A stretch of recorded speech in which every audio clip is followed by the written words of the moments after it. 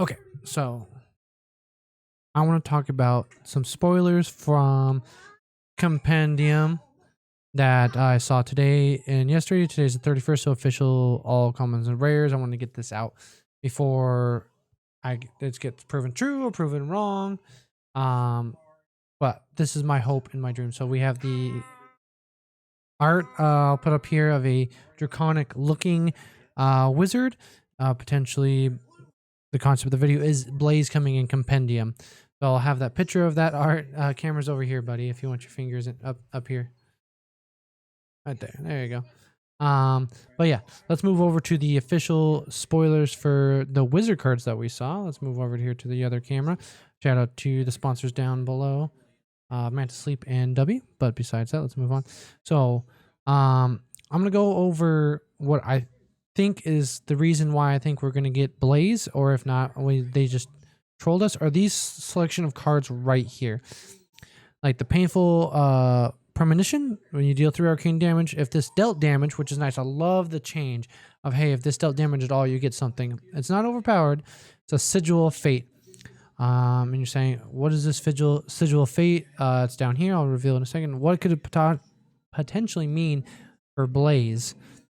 And we'll get to that after we see this one. One cost, create 3 in red, 2 in yellow, and 1 in blue. Sigil of Fate. When this leaves the arena, opt 1. At the beginning of your action phase, destroy this. So opting 1, potentially opting multiple if you get multiple Sigil of Fates out. Why do I think this leads to Blaze? Well, Blaze gets a bonus off opting. And we don't currently have any hero that really cares about pitch stacking. So that's why I'm thinking Blaze might be coming out. We have a hero that actually cares about opting. Cool, yeah, you could actually make something usable out of a Cilio by having multiple sigils out. Your stat Volzar is always free. You don't have to pitch to it, which sometimes is a downside if you have channels out. And you can opt to get to your combo faster. That is also potential. Including this new card up here that I'll go through in a second. But I think it's coming through because she's the only hero that really cares about opting. You could also fight me on pitch stack, combo, for dance, which I am definitely going to be playing these cards here to play pitch stack, combo, for dance. But yeah, I legitimately think Blaze is going to be coming out with these other cards. If she's not, I'm being trolled again. By again, I mean the Silver Age decks, I think, are a bit of a troll with their marketing. But I also wanted to go over some of the other wizard cards we got spoiled here. We got Shroud of the Fate Watcher. I'm like, oh, we got a Blade Break equipment. Hell yeah, we can block with our wizard equipment. No, we cannot block with... We can block with our wizard equipment, but we're still taking damage with it. But it's an interesting one. Shroud of Fate Watcher, you get your block with equipment, but it's a 0 block. Blade Break. And when it leaves the arena, create a Sigil of Fate token. So we get another one of those opt opportunities. And in here, more Blade Break equipment. When this leaves the arena, gain 2 resources. So this is one's it's not bad. It's a lot more than Oaken Old, not Oaken Old. The other equipment we had, whereas had Blade Break and instant tap your hero, gain a resource. I forget what it is off the top of my head, but this is not bad. So you Blake, and it would be on the damage. No, it would be on the resolution step. It breaks, I think, when this combat chain closes. No, so it'd be after. So you can't do it on your death, right when you're about to die. I was going to say before the damage step, the chain has to close. So it'd be at the end of a chain that you're already not dead from, but you think you can kill them on. You would block with this. Okay, that's where that comes in, which is handy. This pays for some of your enders, your 2 costs, like Eternity Scolding, and then potentially now the Glyph. Power spell, you can get this to up to 6 damage. So you block with this and you roll with this. On a turn, you think you're not going to die, and you send this for 7 with the staff off of. Actually, no, this pays for that. So you just need to pitch something from your staff. They get this up to 6. When this leaves, destroyed target aura token. So you can do a full combo where you layer it. Where if you needed the extra opt for Blaze, you block with all 3 of these. This breaks, you create the sigil, and then this breaks, you pop break the Sigil of Fate to get your extra op that you need. These boots, I could care less about the boots. They're Arcane Barrier too. Yeah, if you're running this kind of equipment, you'd be short on Arcane Barrier for your other wizard matchups, but these are things that are blade break, so I don't know what wizard matchup you're fighting. Maybe a Mulbolander. But I think they're okay to have. They're a necessity to have Arcane Barrier 2 against your fellow wizard without wasting an extra slot. So you can get up to AB3, AB4 if you really needed to like that. This one looks so cool. I'm going to go over to the Talented Wizards after this because I need that 10-minute video. Glyph of Power Spell. I really like this art. This is really cool. I'm not really a fan of the character in the middle. She seems a bit odd. It looks kind of like a battle mage style almost. Or like your stereotypical RPG female armor with the head cloak. I like the stars and the sigils though. 2 cost, red. Looks like it's only in red. Deal 4 damage to any target. If you control a sigil, a card with sigil in its name instead, deals 6 damage. So a nice 2 for 6. Another 2 for 4 with a conditional 6 at red and it blocks 3. This is nice. Getting our blue, our block 3s. But the fun part about these future sites that I didn't notice was an instant. So you get these sigils at the end of your opponent's turn. Icelander, you could play the blue one at the end of the turn and make an op token. You could play like Pitch Deck, Icelander as well, and Silver Age to get your combos a little bit better. Let's scroll down. Let me pause and get down to the Elemental Wizard cards. All right, we got to the Elemental cards, and then we got an Elemental Wizard card. So we can play this in any Elemental, but it has Lightning Bond. We'll get to that. So it's a 1 cost. Prevent the next 4 damage that will be dealt to you this turn. Lightning Bond. If a lightning card was pitched this, play this, deal 1 damage to all opposing heroes. So a little bit back into multiplayer situations if they ever get back to that. But what Lightning Bond is an interesting one. So that way, since it does 1 cost, if you pitch a lightning card, this deals 1. So you can do some Volzar shenanigans where you play a bunch of lightning cards, amp your Volzar, play this on the reaction step, and you can it's a 1 cost zap at that point, but your Volzar is going to be free if you have a sigil out, so you don't have to quite worry about that. So you can, another cool way to get a decent chunk of damage, it's like a 1 cost shock at that point on the defensive end, because even if you don't kill them, you're still preventing 4. So it's a wizard, it's basically a lightning wizard Oasis shock, but it's Voltic Veil. I think this is a really cool card. I love the jellyfish in the wizard motif. This is cool. It's even though it looks like it's an icy area with the mountainscape, we do have the electrical jellyfish. Really cool. Let's see if there's anything else that potentially wizards could play. Defense reaction, you can make a embodiment lightning token for Basilio, so you have a defensive option there instead of a bunch of non-block instant cards like this. But this is all prevents 4, and it is an instant you can discard. And then let's see here, embodiment earth token created. Not bad, not bad. So if you big chain, you have another block you can still use with your embodiment earth, and then ice to make a frostbite token on defensive end. It's red for a particular reason, so that way Icelander doesn't get double frostbite token. This is really cool that you can play this in hand and play your ice card or your blue card from the arsenal. Double up on that. This is the one that I'm liking so far out of the Elemental Wizard cards right here is Sowing Thorns.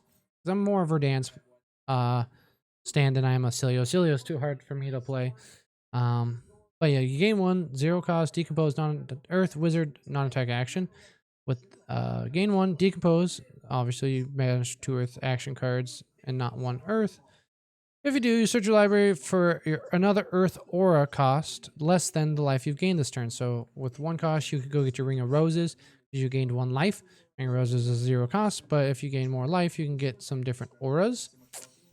If there are 4 more, so this is a nice little 2 block. If you're online in Silver Age, give her a little bit more room.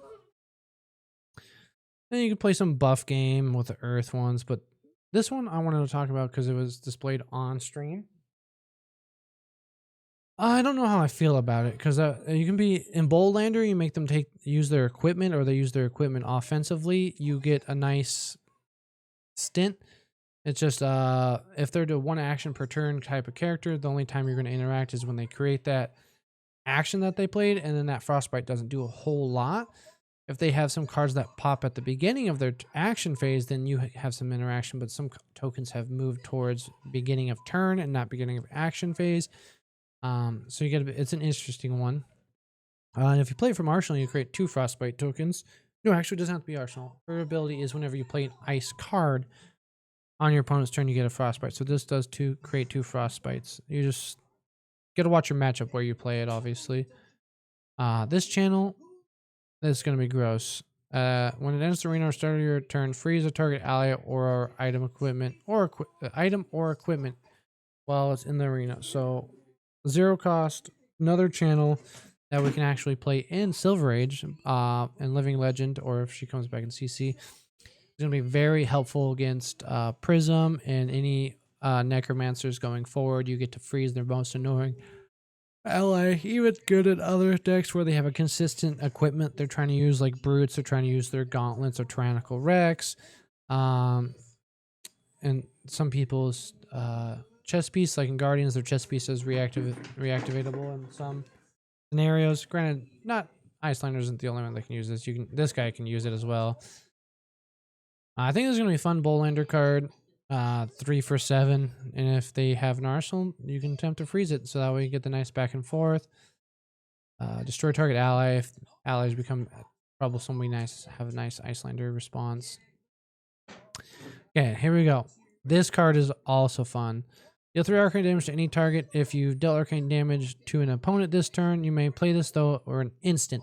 So I had some similar type cards in my custom wizard sets. Go check out those 2 videos there. I even have one where Majin Bay is on for Earth Wizard, and I have one for Yuto for Lightning Wizard cards. Definitely check that out. And I have a third one with Blazing for Lethal. So I have one covering non-talented and the talented wizards. Go check them out. I had something similar to this. Or concept like if you've already dealt arcane damage this turn, you get a bonus. No, that was in my 4th one. I have so many. I love making wizard cards. 4th one where I say we need history pack, or not history, mastery pack wizard. I made some. It was called Arcana check. If you have dealt arcane damage turn, get a bonus. I love this. So if you had a shock this turn and you could Volzar and send this for 4, your instant speed shocks per se. So this is really cool. It makes the combo a lot easier to finish off with Arcane after a bunch of go again lightning cards. You can hit with them with a shock after they're blocked out with your Gone into Flashes, and then you Volzar the strike twice. This is going to be very fun. Unfortunately, this is a Runeblade card. What is this one? Freeze up to one ally, start at your next turn. If played professional. Okay. That works. You can also play that on your opponent's turn. Freeze it with Icelander. See if there's anything else wizard related that we can talk about. Let's go look through the generics. Let me pause. So I don't know how big this will come into play, but some just generic blues. Choose remove counters from target item token. Remove all counters from target aura token. So I know there's an item in Mechanologist says, hey, you can't play a certain item, or there's an item that ticks down that prevents damage and stuff. So this is an item we can put in the sideboard if Mechanologists become more meta in certain areas that you can get rid of their items. Like if they save a boom grenade.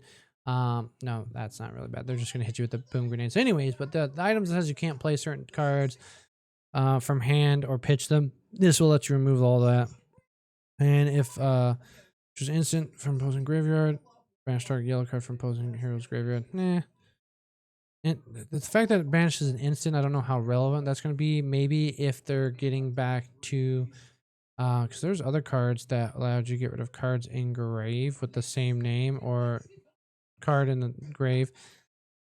Either way, prevent the next 1 arcane damage to be dealt this turn. This is like some wizard hate. But I think the only one out of the generics that got printed that's relevant is this one, where you can try and get rid of that. Unless not really this one. I guess you can get rid of the Prism's landmark. But yeah, this is the only one I can think of. So let me know out of the commons and rares, what do you think is best for Blaze or Wizards coming up? Like, did I miss something for Wizards or Acilio that I didn't mention? Icelander or for Dance? There's tons of stuff here like that I could have thought was meaningless. That you're like, oh no, this does really well in Verdance or really well into Acilio with Acilio that I just wasn't thinking about, and there's just another card I'm hyped for. I'm hoping we get another Bard hero that's playable. There's some cards that I'm upset about, like this, but that's an M, so it's don't have to worry about it in Silver Age. But yeah, I like the aesthetic of the full robes here. It gives me big hope that Blaze is going to come out in Silver Age. Let me know how wrong I was. Hit that like button, subscribe, and check out my partner channel that is part of my store, Ultra Legend Collections. I'll put a link to their channel down below. We'll be hosting a 1K event at the end of March. March 28th specifically. It will be a mixture of CC and Silver Age, so we'll have a few more rounds of Silver Age than CC, and then top 8 will be best of 3. So the reason we're doing more Silver Age in Swiss is that we have time to play the best of 3 and top 8. But yeah, that's everything I got this video.